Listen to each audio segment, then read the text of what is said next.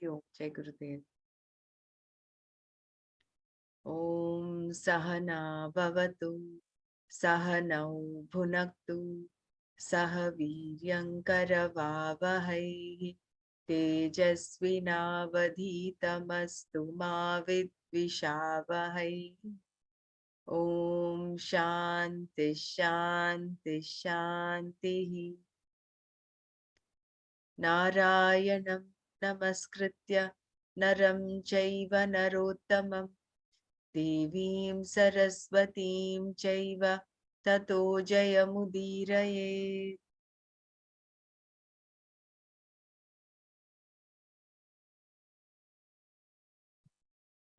Before we go to the shlokas, if each of us want to share our takeaways, it will be good.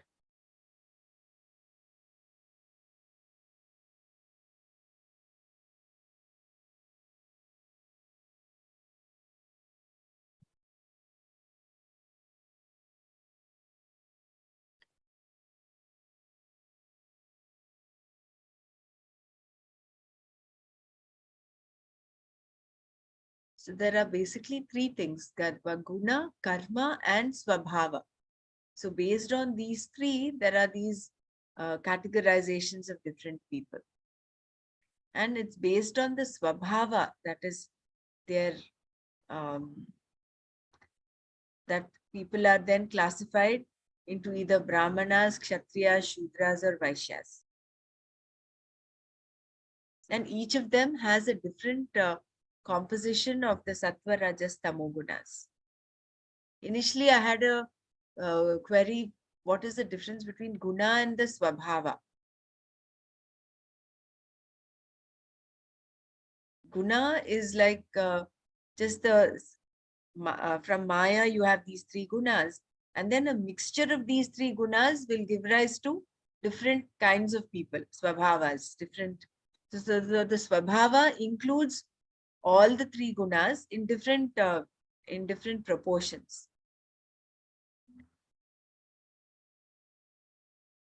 What Bhagavan earlier described, all the sattva, So rajas. Swabhava is correspond to the Varna, right?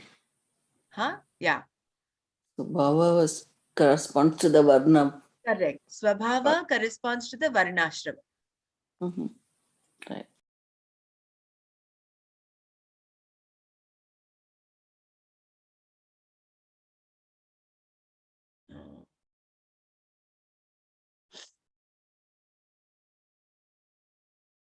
And also we started off with classifying what Rajasa Sukham is, what Tamasa Sukham is.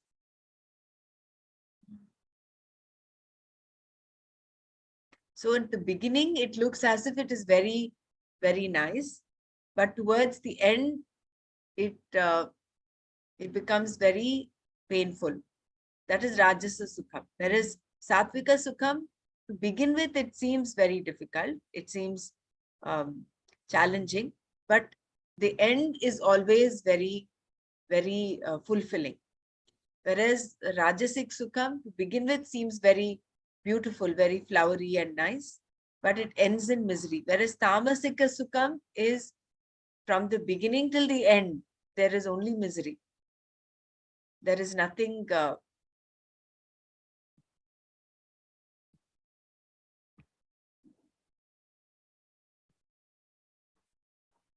Yeah.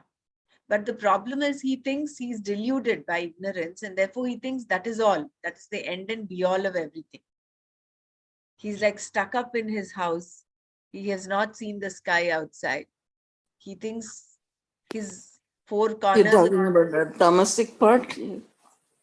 Tamasic part, we'll Yeah. do that. We'll just come to the, we'll do the Rajasic first and then we'll go to the Tamasic. Okay.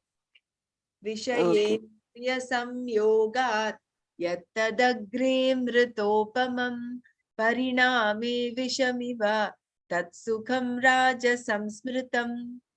Yat tat, that which Vishaya Indriya samyogat, from the contact of a sense organ with its object, agre, in the beginning, amrita upamam is like nectar, pariname, when it changes, Vishamiva is like poison. That sukham, that happiness. Rajasam smritam is considered rajasa. So that happiness Can you from the please share the Can you PDF? not see? I'm actually sharing it. You're not able to see it, is it? On my screen, it says screen share. No, it is there. Now you change it. I changed it because I want to share screen again. Yeah. So Okay. No, it was there. The screen is there. It No. is there, no? Yeah. Yeah, it was there. Yeah. Maybe she's asking something else. Suma, you logged in from your mobile. You just have to shift the thing, I think. Yeah. So that happiness from the contact of a sense organ with its object, which in the beginning is like nectar, and when it changes is like poison, is considered rajasa. So I'll just go back to the Satvika first. Satvika. Sukham tvidanim trividham shrunume bharatarshava abhyasad ramate yatra dukhantam chani nani gacchati. Yattadagre vishamiva pariname amritopamam tat sukham satvikam proktam atma buddhi prasadajam. So here, listen to me now, Arjuna, about the threefold happiness, that in which one discovers joy by repetition and gains the end of sorrow, which in the beginning is like poison, and when there is transformation is like nectar. That happiness is called Satvika, born of the clarity of self-knowledge. So here he's talking of how with the clarity of self-knowledge, when that transformation happens, although in the beginning it seems to be a little difficult. All this discipline, tapas and all that is difficult. But in the end, when it's transformed, it is like nectar. Whereas when you come to Rajasic Sukham, he's talked of the sense organs contacting with the sense objects. So it's all in the materialistic world. The Satvika Sukham is to deal with the Atma Vidya. So it is taking yourself within. It is like Namaha, not Manaha. But whereas this Rajasic Sukham is all like Manaha, it's all outwardly. So the happiness from the contact of a sense organ with its object, which in the beginning is like nectar, but when it changes like poison, is considered Rajasic. So all those, the Sukham that we get when through the sense organs in contact with the sense objects becomes Rajasic Sukham. That is why it's so such a lot of correlation between what was discussed in chapter 3 yesterday, wherein we talked of the food enjoying the person. Initially food helps the person grow, the child grow, but after a while, it is the food that starts enjoying the person.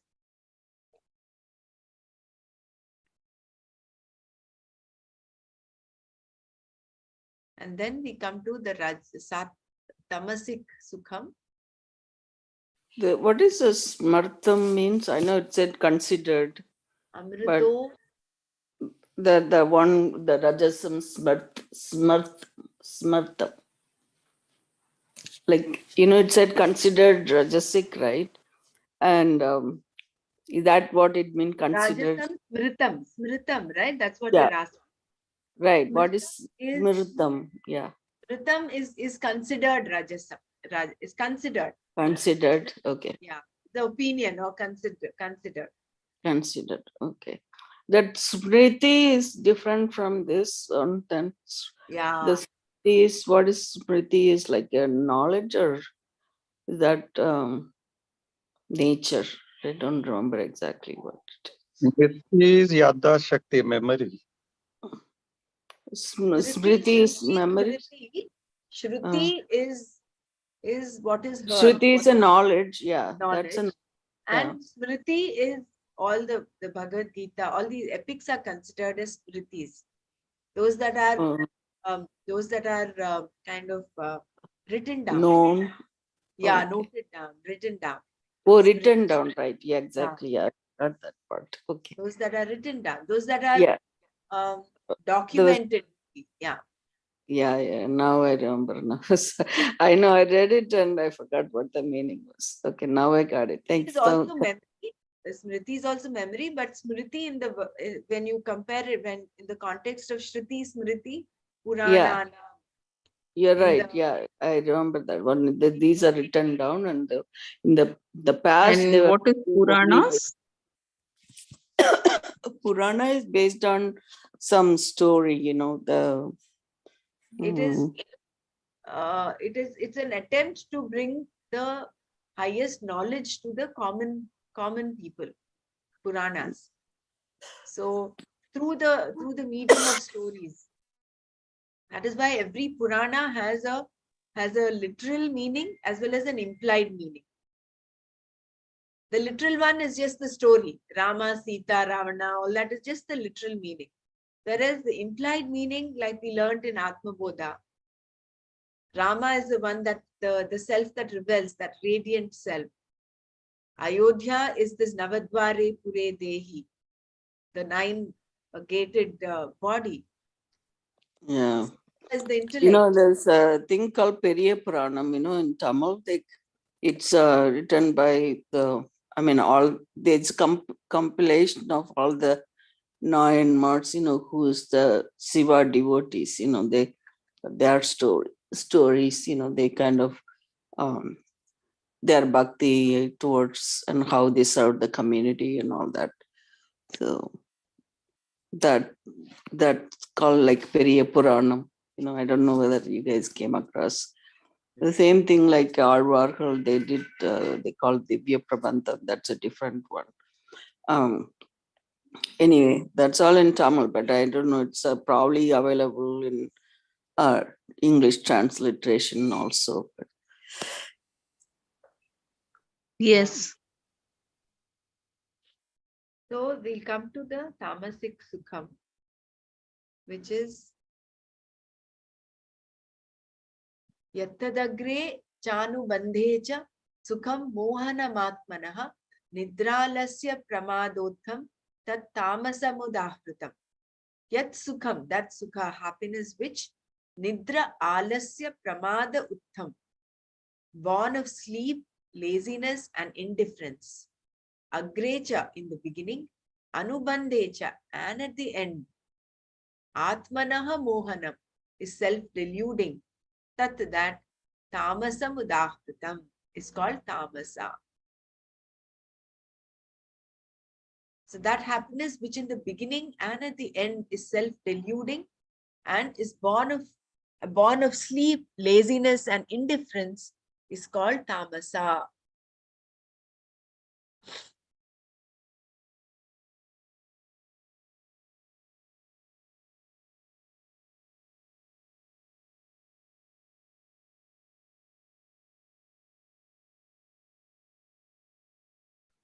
So it's self-deluding, born of sleep, laziness, indifference.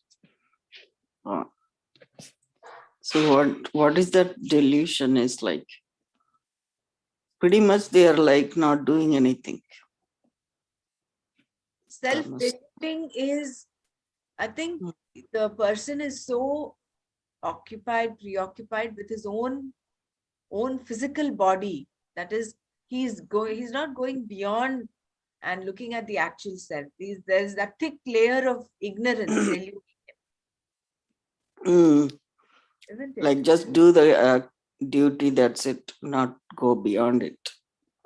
No, that No, even that duty, I think he's not doing because he's yeah. totally lazy. He's so lethargic that he doesn't perform any duties. Duty, exactly. That's So really, I don't know anybody like that, like, I mean, you look I'm sure at people, you look at drug addicts, Dr. Mara, drug huh? addicts, alcoholics, all of them. Oh, What do? That is tamasic sukham, isn't it? It is yeah, born out of delusion that if I take that glass of alcohol, or that, injection of the drug, that I will get Sukham. But it's all completely out of delusion. So in the beginning and at the end, it is all painful. It is misery. It's Yeah, actually misery from where our point, but they think it is happiness. it is true, but I'm wondering why would they be tamasic so much? I mean, chemically abnormal, right? Like you don't have any neurotransmitters working on them. Or, of course, there is a guna, but hmm, yeah, I'm sure there are people like that. Uh, but then again, it For me, not at my all. mind went back to how come Mm, there are these different people? They're all correct. They're all born out of Maya. But I was again wondering, why did mm, why did Bhagwan, or why did Brahma actually have to create the whole world? For his own entertainment, I suppose, because yeah. otherwise everything was Mhm. so calm and peaceful. Everything was suddenly he just had a thought, and then out of him came Maya, and out of Maya came the whole, the three gunas, and the different proportions of gunas. And Jonas, yeah. Mhm. I'm just wondering, I'm left to wonder. Of course, it's difficult to get a Yeah, question it'd answer be to that. monotonous if everybody is the same, right? Then there won't be any thrill Yeah. to, He to wanted to themselves. have a continuous soap opera 24 by Right. 7, 365 days a year. And Brahma Varshas, it's not just our Manusha Varsha, it is Brahma Varshas. It's going on and on and on. Right. So, In fact, I was thinking today, we all talk about, Krishna. Of course, we have a bhakti towards Sriman Krishna, but then there'll be like millions of people be praying to him or requesting him this, that, and whatnot. And poor guy, he's been bombarded with all the requests all the time.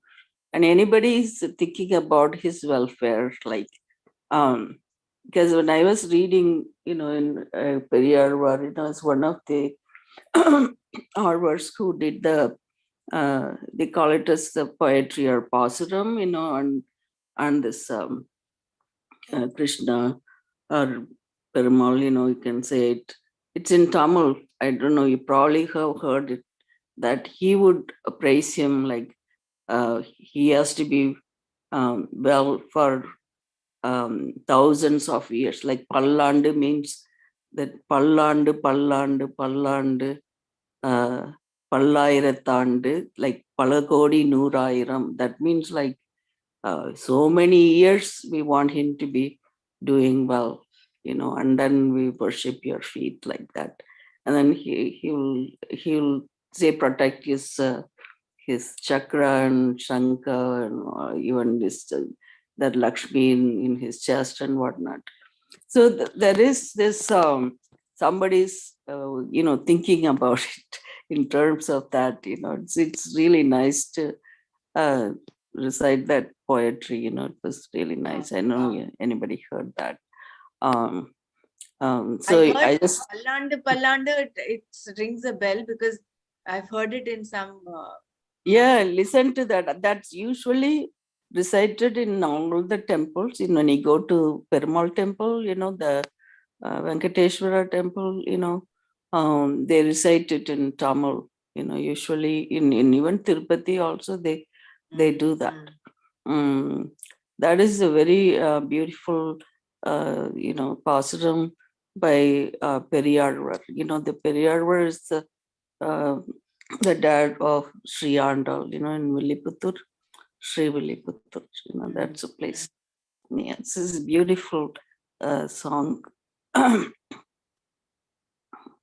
Anyway, I thought I'll say that, like, we talk about his Leela, and then there are so many things. My husband also says all the time you're sitting and praying and let him be free and But he does nothing. No, he's only the karma dhyaksha and the Mm, karma phala data. We create the blueprint of our destiny. mm. Remember in Tattvabodh or Atmabodh introduction, we read Right. that we, with our every thought, every action, we are Mhm. blueprint, Creating we are more creating the karma. Yeah. DNA of our Right.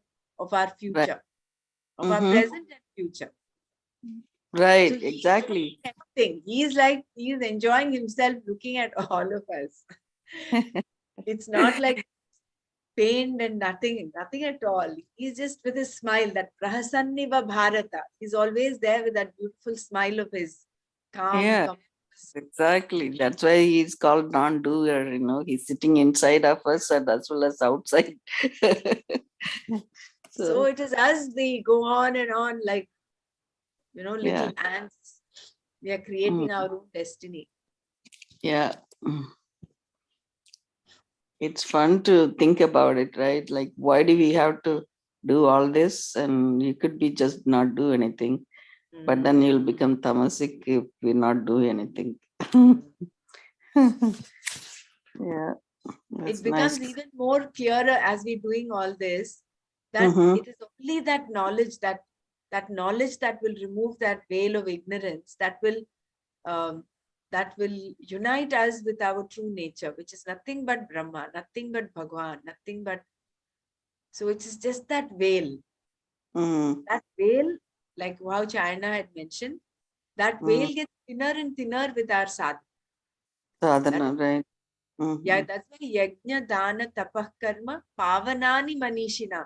These have to be given. They should not be given up. That's what Krishna, Bhagwan says, no?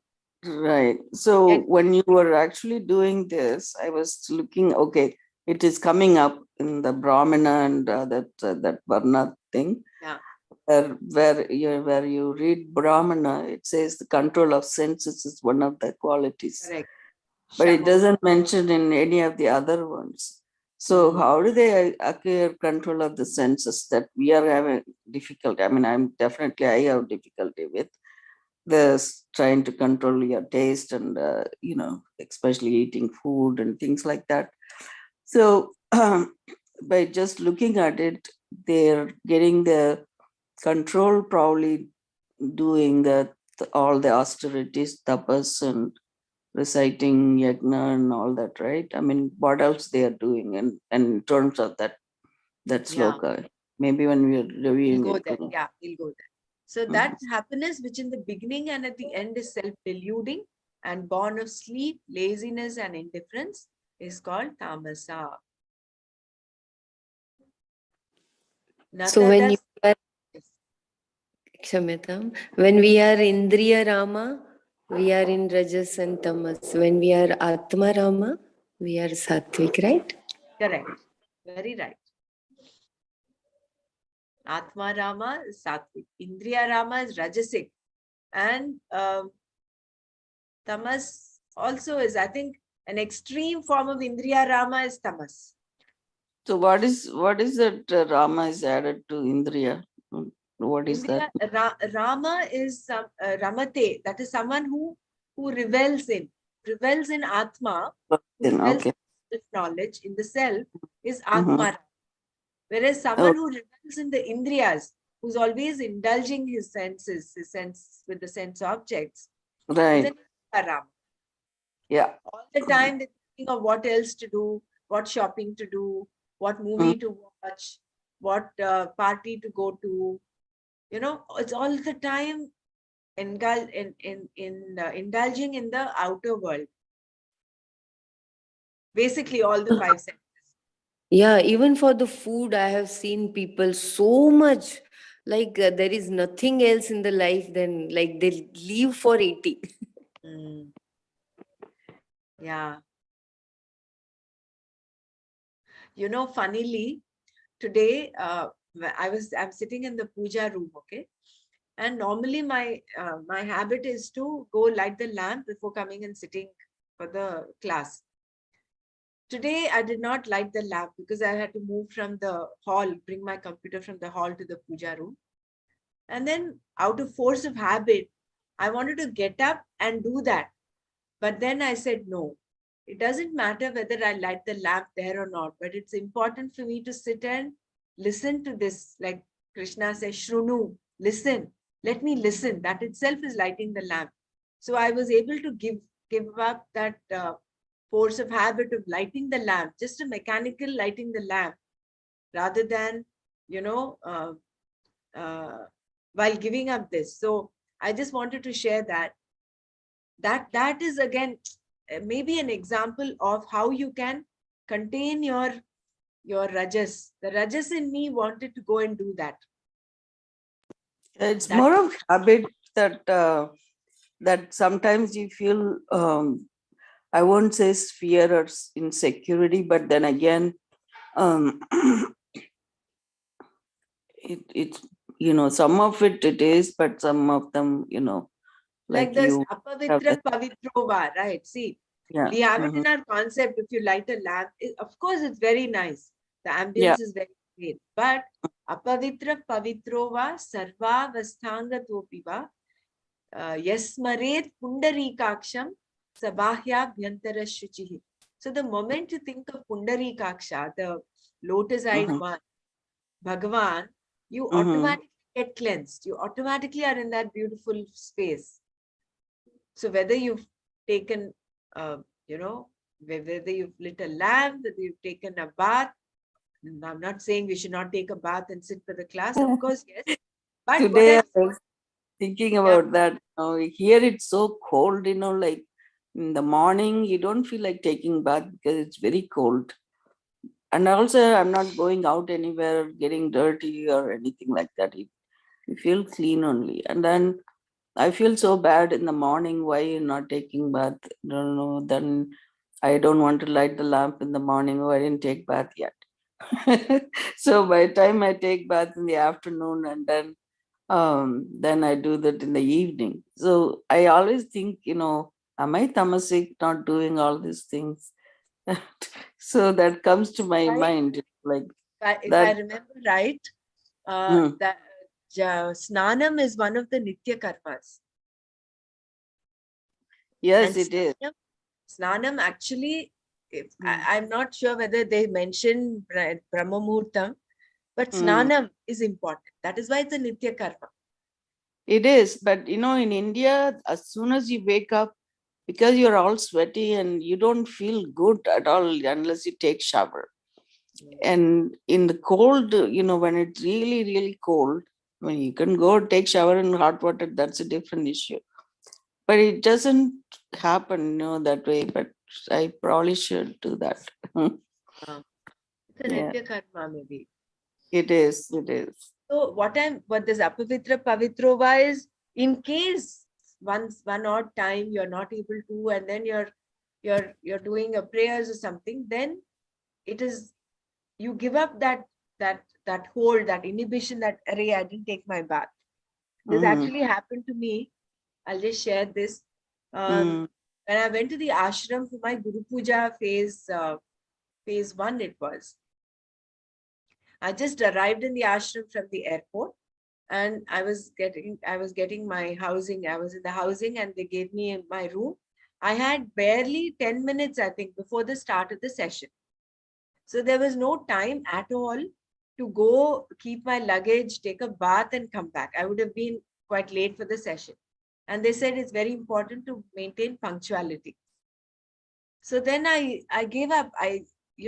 But without taking a bath right from the airport with all those the airport clothes and all that, I went and sat in the session. And there my mind is gnawing at me. There's that a conflict in my mind.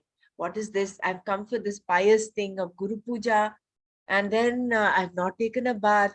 That thing was gnawing at me.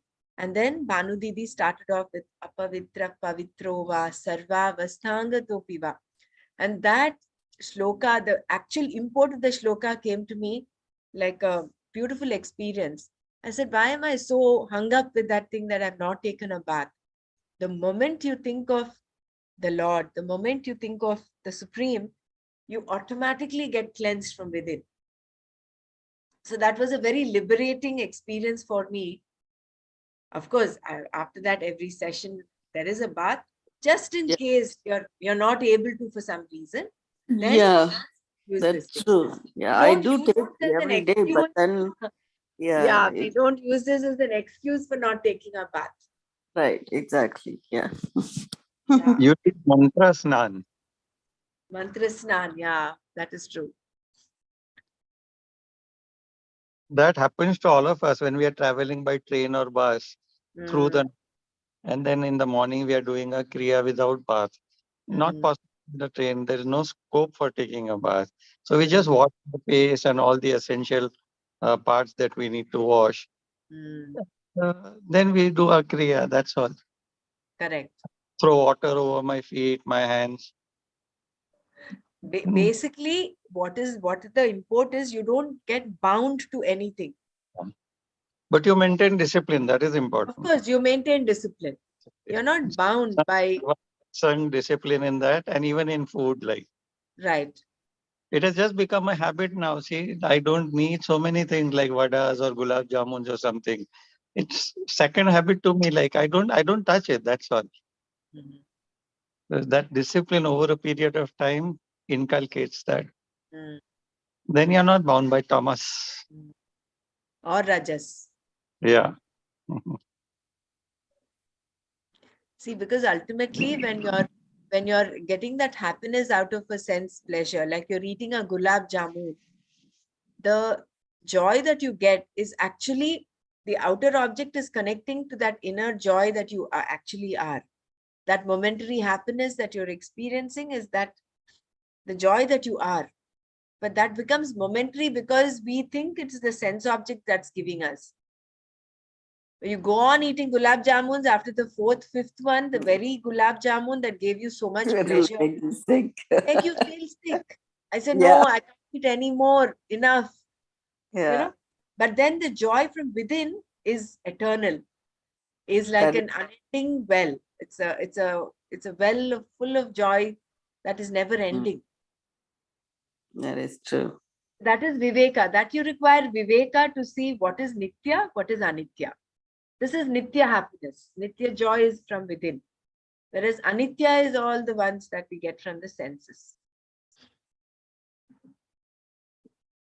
So Nata does Dr. Dharana, yes.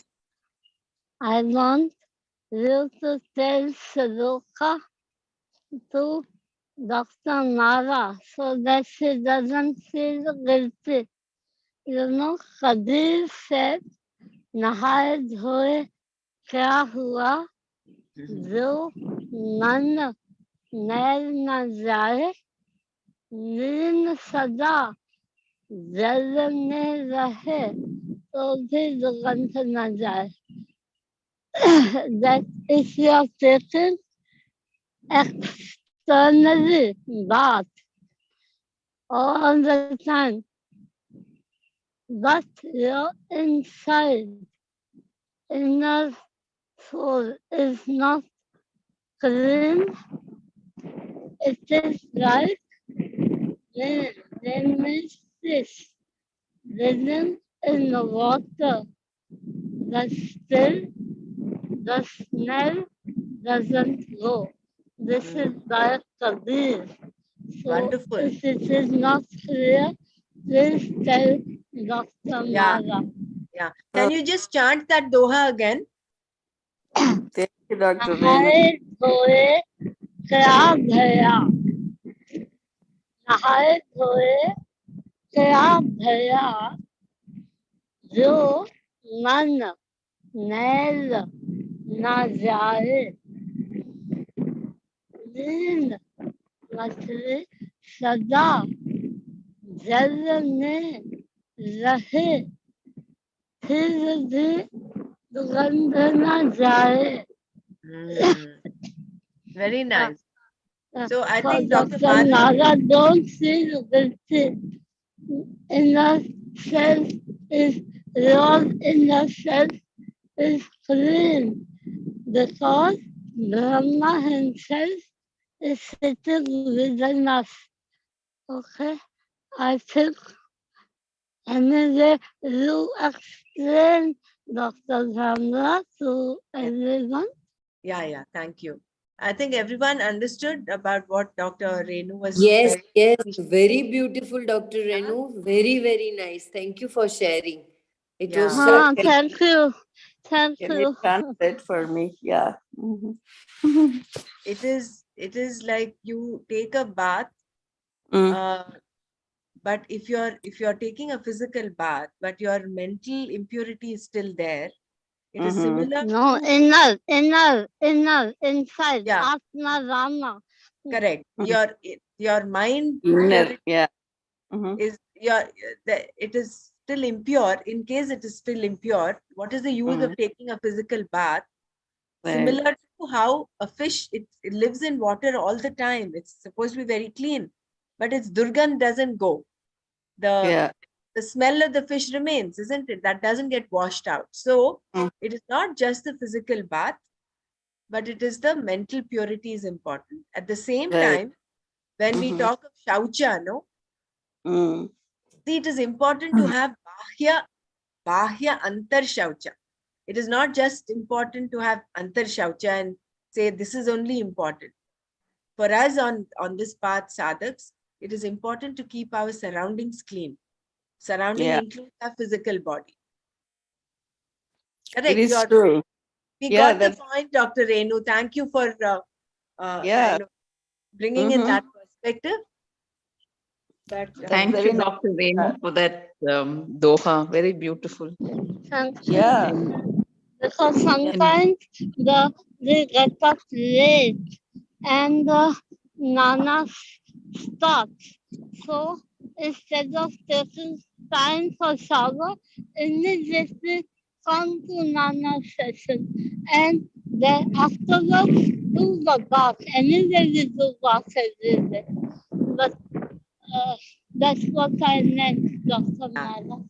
yeah, No, I Dr. understand. Brahmara, yes, It is like I do, like, but as you like when you said about lighting the lamp, the same thing happens to me. Like, oh, I had to take bath before. That's how we are all brought up, right? but I that's even the tell my correct. children, my kids, like my daughter and my grandkids, they all take bath the night before, so that in the morning they are up and around and ready for school, so they don't take bath usually. I tell them, like, listen, we are supposed to take bath in the morning, but no, they don't have time, so they'll come in the after school and take bath. That's how they are.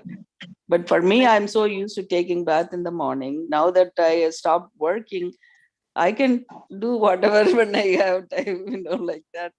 So I should try to get my thing regulated. I do understand that mental purity is a lot more important. And yeah, you're right. That's very, very valuable point. Thank you so much. Dr. Brahmara, could you just say, repeat that Guru Puja line, how to pronounce it? अपवित्र पवित्रो वा सर्वावस्थांगतोऽपि वा यस्मरेत् पुण्डरीकाक्षं स बाह्याभ्यन्तरशुचिः. Okay, thank you. So there are two more things with respect to bath I want to share. My grandmother, my maternal grandmother, would say when you take a bath, you'll get the strength of an elephant. You feel so refreshed when you take a bath. That is one. So that's why even if you're sick and you're, when my kids would be sick with fever and all, I would tell them, I would give them a bath so that they feel good, refreshed. Although It of is course Ayurveda says you should not take a bath when you have fever, but I would go with my grandmother's thing of feeling refreshed after taking a bath. And then there's one, we call him Guru Garu. He's no more now, but he is a very learned person. He's an astrologer. He's a Devi Upasaka in Hyderabad. He would tell, as soon as you wake up, the first thing you should do is take a bath. And then you set out to do everything else. You know, he would go, because my mother also, when we were young and school going, because yeah, of force of time, want of time, she would relegate her bath to the end after sending us all to school, getting our breakfast ready. All that is right. a rush, no? And then she Mm-hmm. would say, have her coffee, tea relaxedly, and then she would take a bath. But he had told her, he said, the first thing you should do is take a bath. Yeah, even for cooking, they say like you have to Yeah. take bath before you Bath. go on like the stove, you know. So Right. that's how our Indian tradition, our custom is, you know. So we all used to do that. Now it's like little change because of time and place. But I think now that I'm thinking, you know, should do this. Doesn't matter whether it's cold or hot. You have to do the regular thing. Yeah. Dr. Nanda, you can check with Nana about this because my husband, like he goes to the outpatient, he doesn't get up at 4 o'clock like me. He gets up, rushes to the hospital direct. But Mm. after the whole day, he takes a nice bath Mm-hmm. and does prayer uninterrupted, writing all day or this, that, for 1 hour. You can't Mm. touch him at that time. Right. Whereas I'm in a rush, quickly, this, that.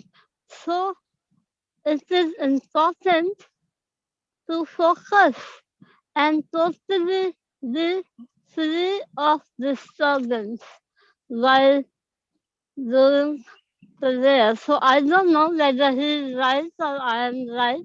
We can check with Nana because Yeah. please ask him Yeah. Can you because put this is very important.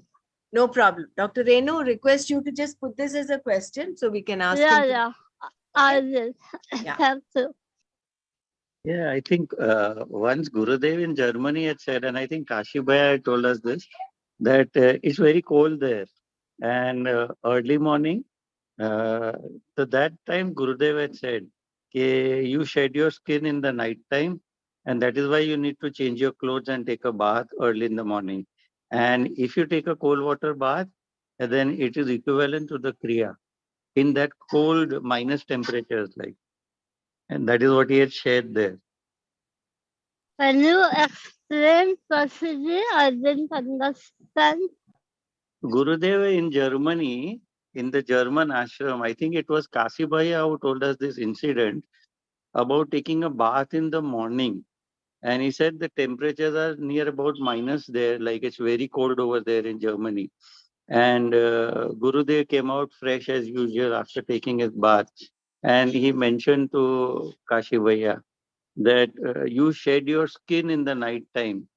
I think all the toxins or whatever comes out. And that is why you need to take a bath definitely in the morning and also change your clothes because the clothes would have all that impurities in them. That is why you change your clothes and you have your bath in the morning. And then he said, Oh, you are having a cold water bath, it is equivalent to doing Kriya. I don't usually share this because then people will stop doing Kriya after taking cold water bath.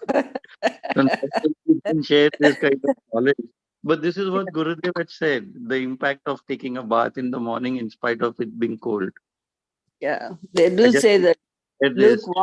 lukewarm water, you know, don't use like hot water too much because it affects the nerves, it affects the nervous system. So One that's of the why ways, yeah, one of the ways to bring up prana is to take a cold water shower. shower, yeah. Actually, it improves the hormone also. I heard the cold water. Like at the end of the shower, you pour one like bucket or like couple of mugs of water, cold water. That helps to stimulate that hormone, like what do you call the endorphins? That's what they said. Yeah. yeah, this is scientifically correct because with the cold water, vasoconstriction will happen to the skin and all other places, and more blood will go to our organs. With the hot water, vasodilation of the skin. Dr. Ganga, you can explain. Yeah, basically, when you take a cold water shower, there is the skin blood vessels constrict, and then all the blood is shunted to the inner organs. So that also might help in deeper cleansing. I'm not sure about the endorphins and the endocrine glands, but must be true. But this is what I understand. Yeah, and with the hot water, vasodilation and blood rushes to the skin and Mm. all other places, and sometimes you feel dizzy Yeah, after you feel hot dizzy. blood. Correct. Mm. After a very long hot shower, you actually feel a little lightheaded. Whereas you feel very refreshed when you take a cold shower. A normal bath, normal water, room temperature water. Hot water activates the base chakras. So it does influence the hormones. Uh-huh. Mm. If you talk about snana, there is a big topic about it, and we won't finish Manana today. Correct. I know today's topic, Manana, is all revolving around snana. Snana. There's, one more thing about snana is that, you have to thank the god, like the river, Arpanam. usually Ganges and all that.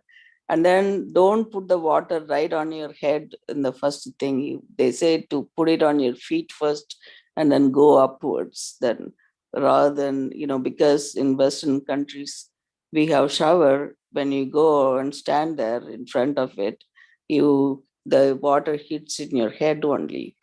So normally in India, we used to have it in our bucket and we can pour it on your body first before you go up on your head. So that is another thing, because that they talk about the heat, the heat goes through it regulates your temperature inside of your body. That's what they say. Anyway, so much for that snana part. Yeah. न तदस्ति पृथिव्यां वा दिवि देवेषु वा पुनः सत्वं प्रकृतिजैर्मुक्तं यदे यदेभिः स्यात् त्रिभिर्गुणैः यत् sattvam, that existent being which abhi, these prakriti jaihi, born of prakriti, tribihi gunaihi, from these three gunas, muktam syat, would be free, tat sattvam, that existent being, prithivyam, either on the earth, va, or again, divi, in the heaven, deveshu va punaha, or again among the gods, na asti, is not there. So there is no existent being either on the earth or furthermore in heaven among the gods who is free from these three gunas born of Prakriti. So there is no escape. It is like from Maya comes the three gunas, and from the three gunas the whole Jagat comes. So there is a mixture, there is, so to say, a mixture of all the three gunas, like the splash of those colors, three colors, in different proportions in all beings, whether it is exist, whether it's living, non-living, whether it's a mountain, river, tree, whether it is a human being or the gods. No one is free from these three gunas. Brahmana, Kshatriya, Visham, Shudranam cha parantapa, Karmani pravibhaktani, Svabhava Prabha Svabhava Prabhavairgunaihi. Parantapa, O scorcher of enemies, Arjuna. Brahmana Kshatriya Visham, of Brahmanas, Kshatriyas, and Vaishyas. Shudranam cha, and of the Sudras. Svabhava Prabhavaihi, born of Svabhava, that is Ishvara's Maya, one's nature and one's karma. Gunaihi, as per the qualities. Karmani, the duties, Pravibhaktani, are divided. What a nice order in which Bhagavan is giving Arjuna. No? He's talked of the 3 gunas first and all the different characteristics in the renunciation, karma, jnana, and then he's coming to, and dhriti, and now he's coming to, he says, no one can escape these three gunas, and they cannot be free from it. They're not free from it. He says, who is free from these gunas, born of Prakriti. There is no existent being either on the earth or furthermore in heaven among the gods who is free from these 3 gunas, born of Prakriti. And then, which means they are born of the previous, here it says, the one's nature and one's karma. So it's based on their karma also.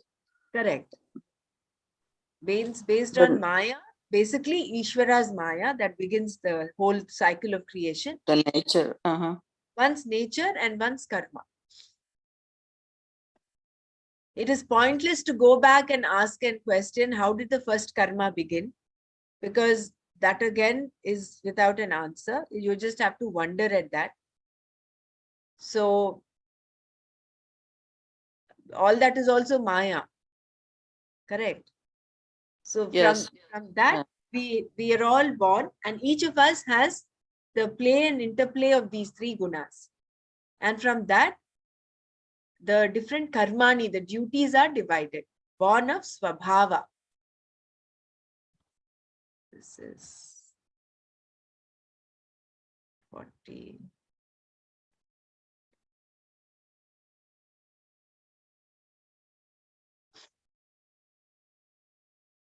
Shamo damastapa shaucham kshantirarjavameva cha jnanam vijnanamastikyam brahma karma swabhavajam. Shama, composure, dama, restraint, tapas, religious discipline, shaucham, inner and external cleanliness, kshantihi, accommodation, arjavam eva cha, and indeed straightforwardness, jnanam, knowledge, vijnanam, assimilated knowledge, astikyam, accepting the veracity of the Vedas, swabhavajam, born of nature, brahma karma is the duty of a brahmana. Composure, restraint, religious discipline, inner and external cleanliness, accommodation, and indeed straightforwardness, knowledge, assimilated knowledge, and accepting the veracity of the Vedas is collectively the duty born of nature of a Brahmana. Hariom Brahmaraji, could you please explain Astikyam? Yeah, Go go ahead, Mara, Dr. Mara. No, that damaha, the restraint, that's what that is talking about. Anyway, astikyam is also here, accepting the veracity. Is where you take the Vedas as the pramanas. Remember, we have 2 kinds, Nastika and Astika. Nastikas are those that do not take the Vedas as pramana. Yes. Okay. Got it. Nastika are those that take Vedas as pramana. So then you have all that Shraddha in the Vedas. Whatever the Veda says is like Bible for you, is the ultimate. So that is the Astikyam.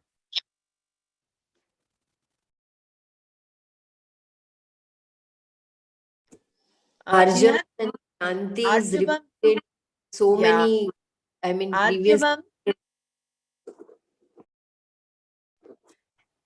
Particularly like the example Nana gave of Arjavam as an arrow, straight arrow without any curves and bends and dents, where your Manasa, Vacha, Karmana, they're all aligned together. Arjuna, Arjavam, may have to think like that. So correct. Arjuna's arrow goes straight into whatever it's supposed to. Correct. Straight. Yes. Yeah. Yeah. Chaucham is a cleanliness, inner and external. We have to use the Arjavam, the arrow of Dhamma to have a say on our mind and the sense organs. And then we become Parantapa, the scorcher of enemies. The sense Enemies. organs and the sense objects should be scared.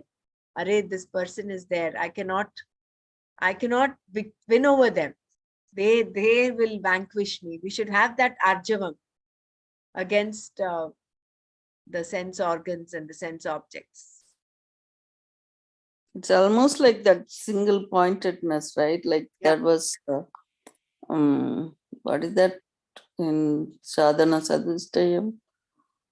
Some, those 6 things, right? The Diksha and Parama Titiksha Shraddha Samadha. Samadha is the one single pointedness. Yeah. Right. Okay. Yeah. We had a lot of stories here about Vyasa and nice. It was how Oh, Brahma. the Satyavati for Yeah, Sudra. Satyavati, You yes, brought it up. right. Yeah. Yeah, I thought I told you guys, like, this reading Mahabharatam is like it's ever ending, it's like 3,000 pages or something. But then I told you I saw one of, but that is in Tamil, that Mahabharata. I can post it. I remember some time ago, Premji also posted one video Mahabharatam. I don't know it's the same as what I saw, but that whatever Nana is narrating, it's in in a drama form. But So, they did it very nicely, like all the stories, including how this the whole thing from the beginning. so was Satyavati, She's a fisherman's daughter. but so when she She is married Shantanu, she uh-huh. already had Vedavyasa, is it? Yeah. Yes, Because yes. she Parashara, no? Parashara Yeah, yeah, Maharshi. yeah, yeah. So, so then the Bharata Vamsha is actually descendant of Parashara, isn't it?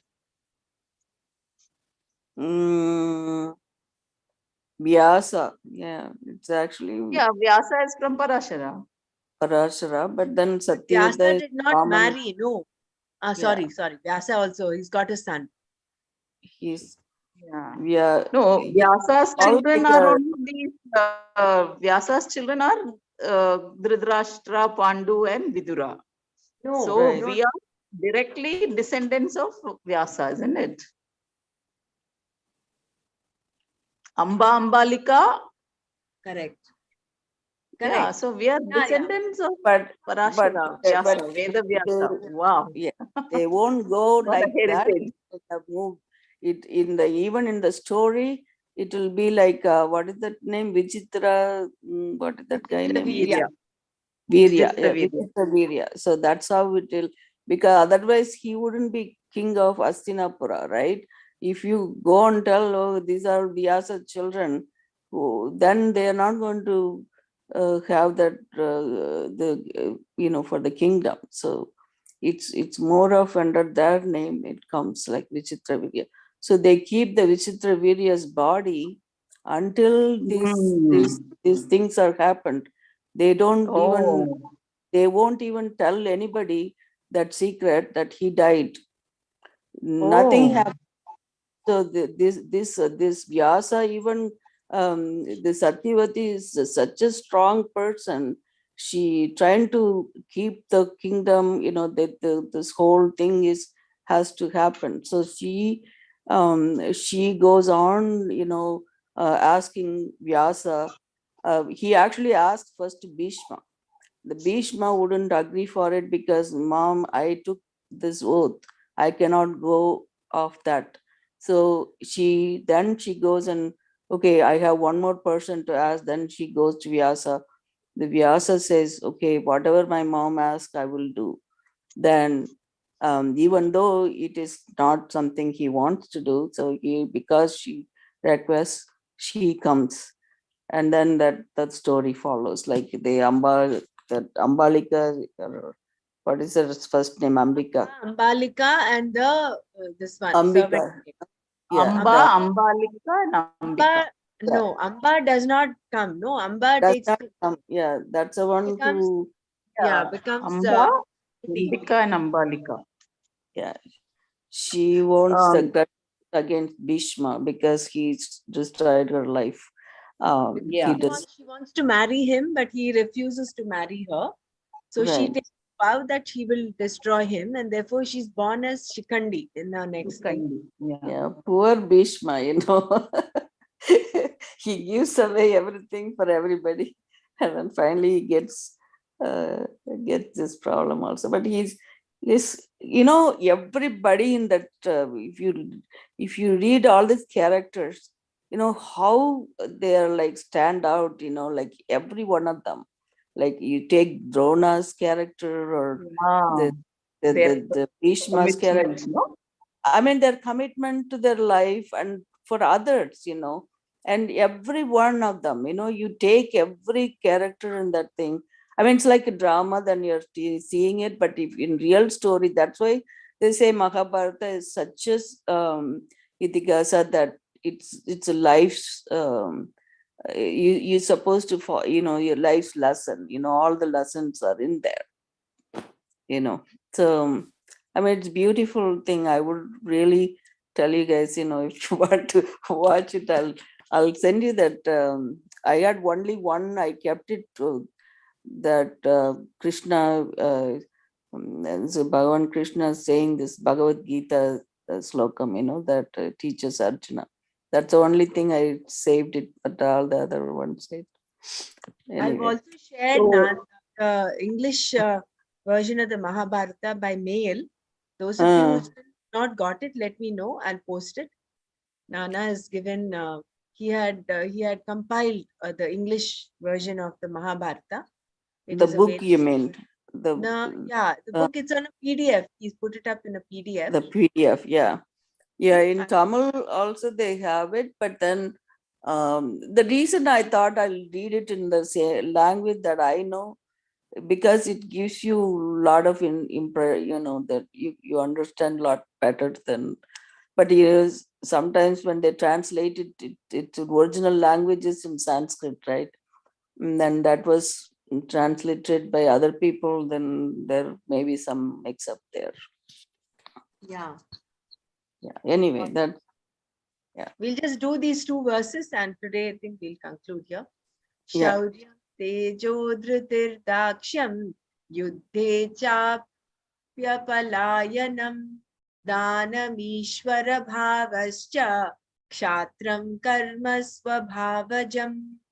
Shauryam, valor; tejas, brilliance, born of self-confidence; dhritihi, resolve; dakshyam, adroitness; yuddhecha api, from a battle; apalayanam, not running away; danam, giving; ishvara bhavaha cha, and overlordship; swabhavajam, born of nature; kshatram karma is kshatriya karma; valor, self-confidence; resolve, adroitness; not running from conflict; giving, and overlordship are the naturally born duties and disposition of a kshatriya. So kshatriya has brahmana has predominant sattva guna, then little bit of rajas and little bit of tamas, in that order. Whereas a kshatriya has rajoguna predominant, and then comes sattva guna and then tamoguna. And that rajas is what makes him have that valor, that that self-confidence, resolve, giving, ishvara bhavaha, leadership, and not running away. That not running away from a battle. Conflict. Here we're talking of a battle, but even in life, for instance, that dhriti is required. That dhriti has that element of rajas in it. No, see, if you've taken up something, some resolve, unless you have that that commitment to it, I want to do it. That probably has that element of rajas in it, that kshatriya bhava in it, undauntedness. You want to continue that.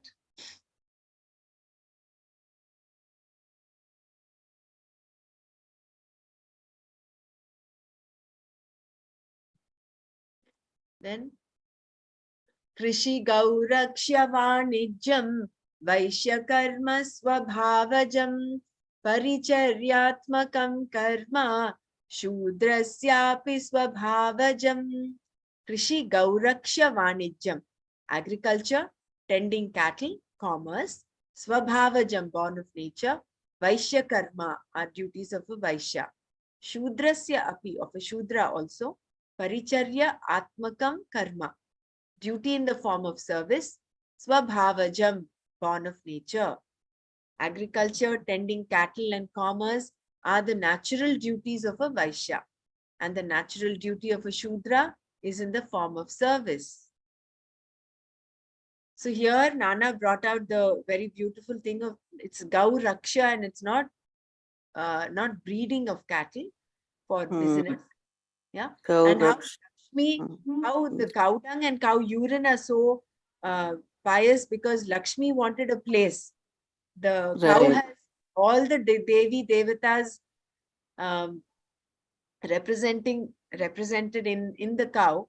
Lakshmi Devi also wanted to be represented in that. So the only two things remaining will be the cow dung and the cow urine.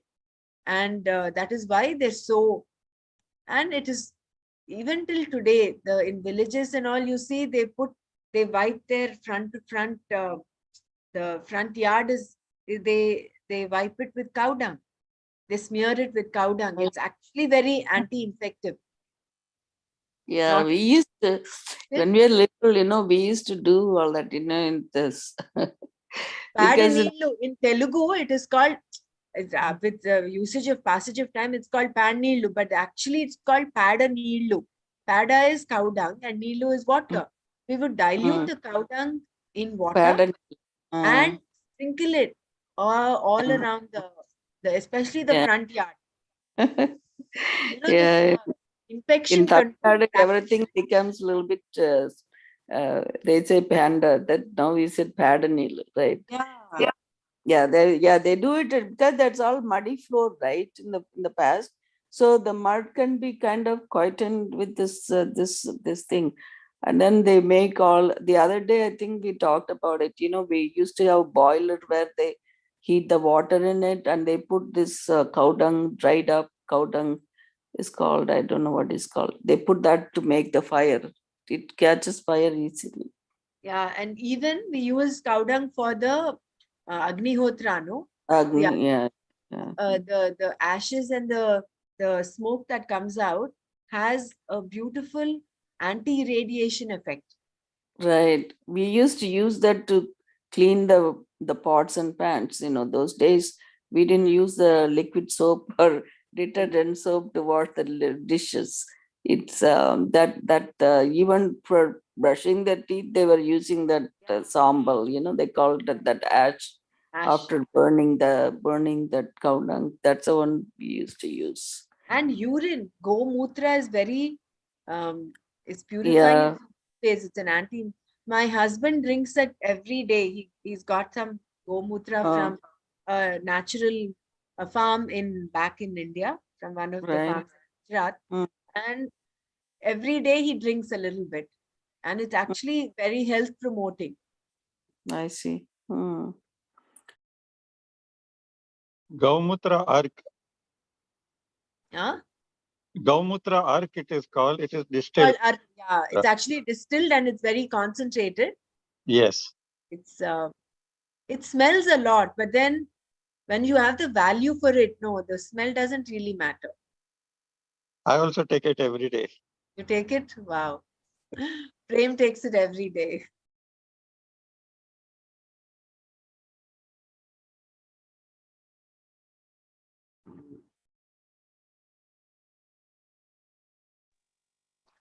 Very nice today. That's good to know. Yeah.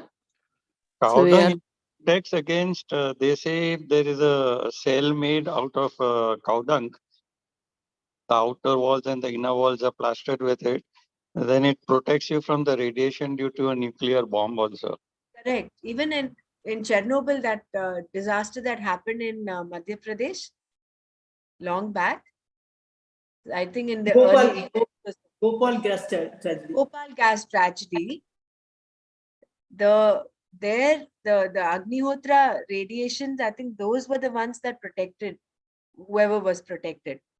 But the fact that the Agnihotra, wherever Agnihotra is done, the effect of radiation is minimized.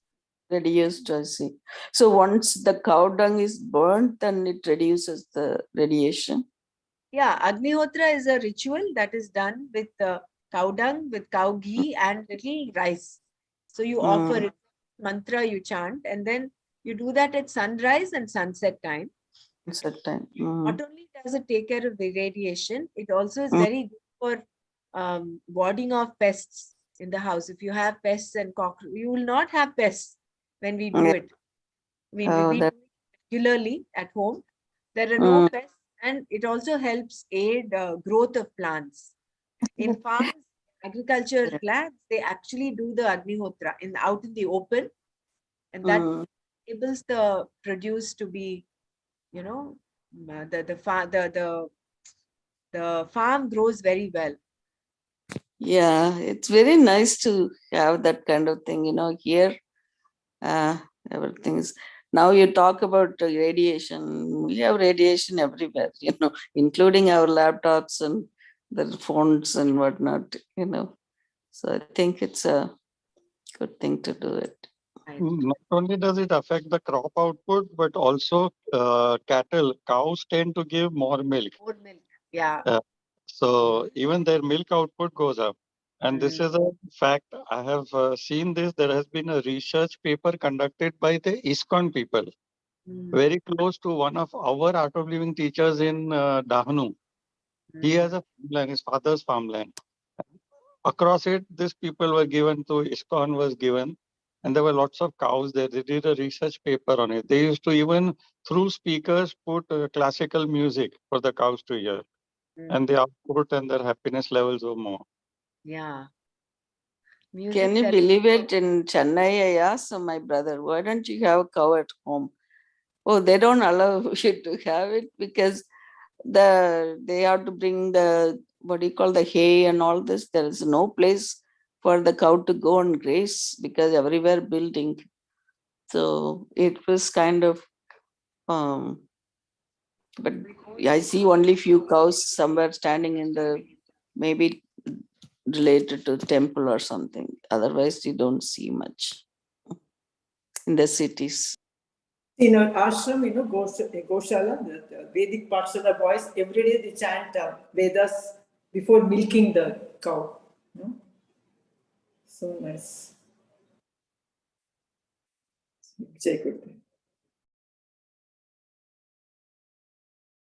Wonderful sharing today. So we'll conclude here today.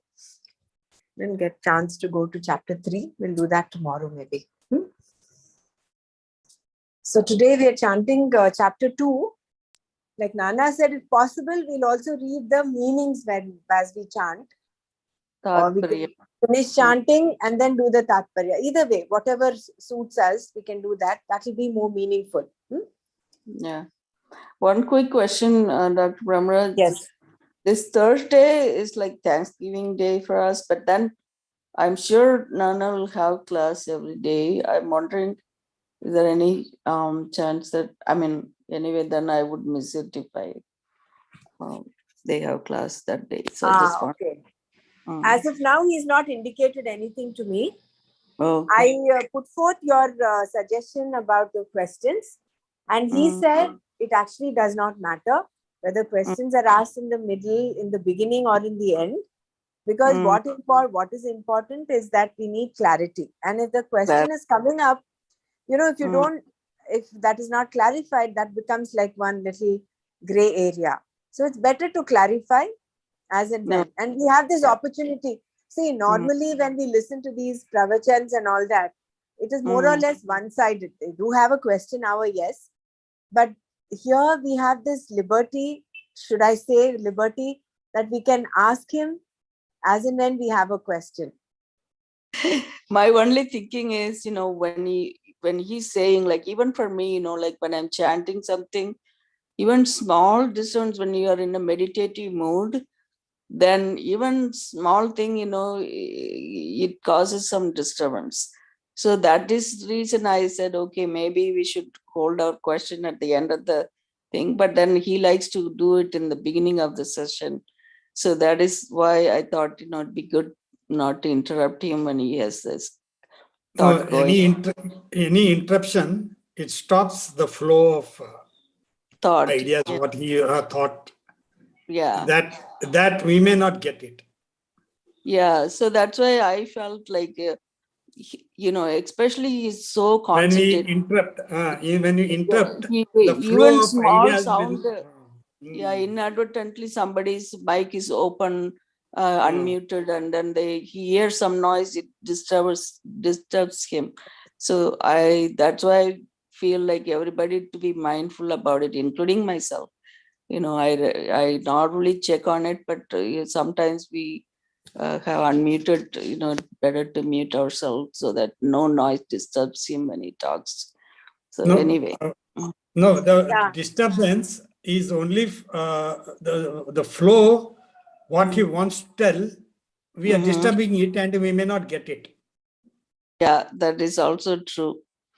But anyway, I wouldn't mind. I also have questions. So I thought maybe if Nana makes such a decision, so it's okay, we can ask him. Otherwise, we have time for question and answer. At the end, he can say, you have any question, then we can tell him that. That's what that's very good suggestion. We should listen to him as he comes and put the questions in the end. The end of, I think, 10 minutes we can keep. No, but end doesn't really work out, I guess. So we either ask him in the beginning. Yeah, better. Or I would think if there's a spontaneous question, sometimes in that flow, it is better to clarify it then and there. Yeah, that's good. Yeah, but we are, what I meant is we are stopping his knowledge. We want his knowledge to come to us.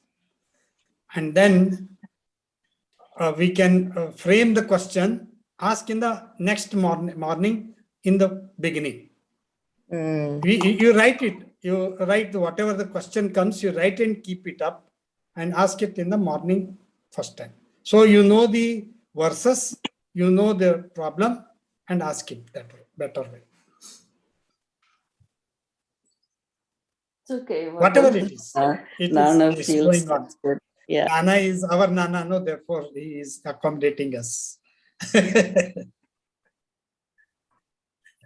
What I meant was, when sometimes in the flow, when you're listening to that, I completely agree that we should not interrupt his flow and all that. But for you to understand further, otherwise, Yeah, I agree. That also is a sometimes thing. There is a question. We have to not only like this, like that.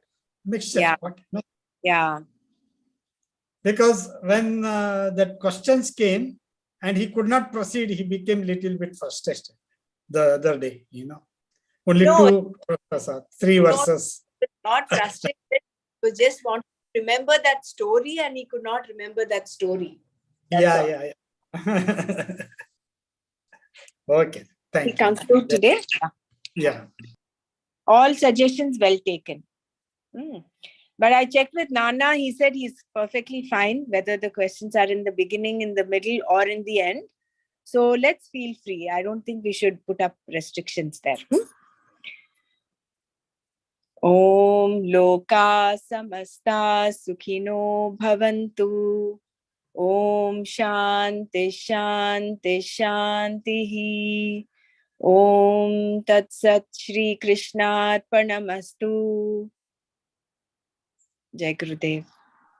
Dhanyavad Brahmaraji.